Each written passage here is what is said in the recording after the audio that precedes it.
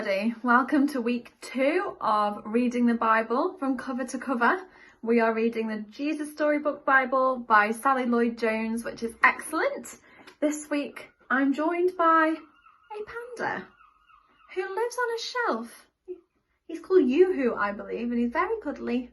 So he's going to listen right here beside me. Okay, so last week we learned about what the Bible is. Now we're going to start it, and this is where it gets dead exciting. In the beginning, there was nothing. Nothing to hear, nothing to feel, nothing to see, only emptiness and darkness, and nothing but nothing. But God was there, and God had a wonderful plan. I'll take this emptiness, God said, and I'll fill it up. Out of the darkness, I am going to make light, and out of the nothing, I am going to make everything. Like a mummy bird flutters her wings over her eggs to help her babies hatch, God hovered over the deep, silent darkness. He was making life happen. God spoke, that's all. And whatever he said, it happened. God said, "Hello, light," and light shone into the darkness. God called the light day and the darkness night. You are good, God said, and they were. Then God said, "Hello, sea, hello, sky," and a great space opened up, wide and deep and high. You are good, God said, and they were. Then God said, "Hello, land," and there, splashing up through the oceans, came cliffs, mountains, sandy beaches. You are good, God said, and they were. Hello, trees, God said, hello, grass and flowers, and everything everywhere burst into life. He made buds bud, shoots shoot, flowers flower. You are good, God said, and they were. Hello, stars, God said.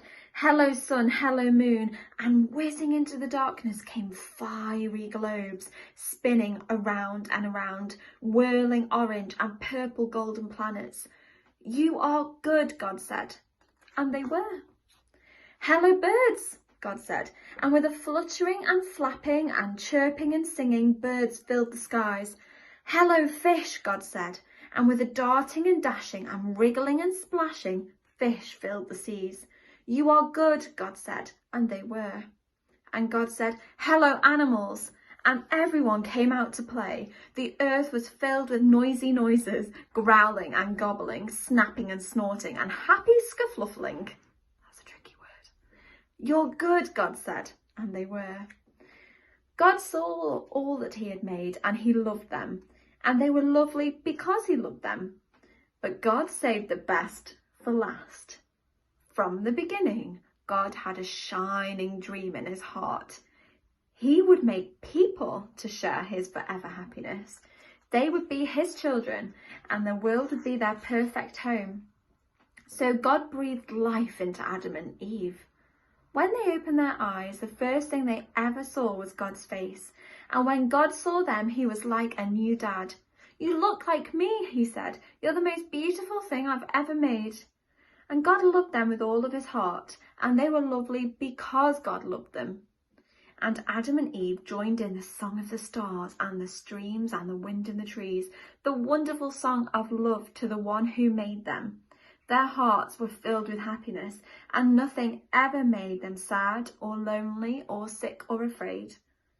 God looked at everything he had made. Perfect, he said, and it was. But all the stars and the mountains and oceans and galaxies and everything were nothing compared to how much God loved his children. He would move heaven and earth to be near them, always.